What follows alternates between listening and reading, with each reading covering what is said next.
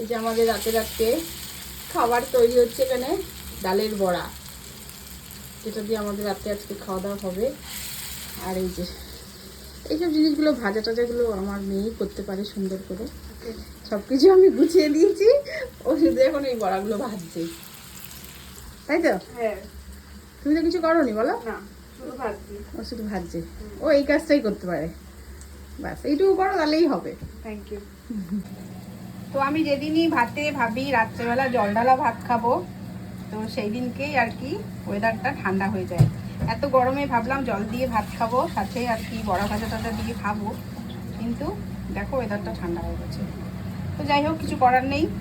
তো আমাদের রাত্রে হচ্ছে আজকে এই যেরকম জল ঢালা ভাত, আর সাথে হচ্ছে এই যে বড়া, এটা তোমাদের আগেই দেখিয়েছি, এরকম বড়া ভাজা, আর থাকছে হচ্ছে পেঁয়াজ, সাথে হচ্ছে কাঁচা তেল, এটা একটু দিয়ে দিই বেশি করে, আর হচ্ছে এরকম শুকনো লঙ্কা। তো এই হচ্ছে আমাদের আজকে রাতে খাবার। তো চলো খাওয়া দাওয়াটা সেরে নিই, সবাইকে গুড নাইট।